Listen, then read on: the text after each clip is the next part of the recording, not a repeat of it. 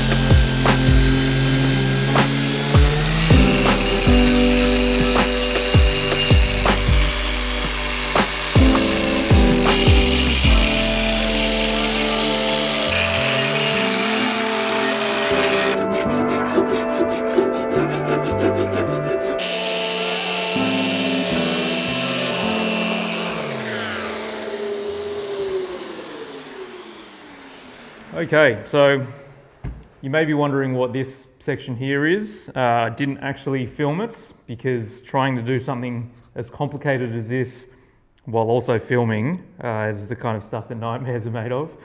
But let me put this in place and I'll explain what it is.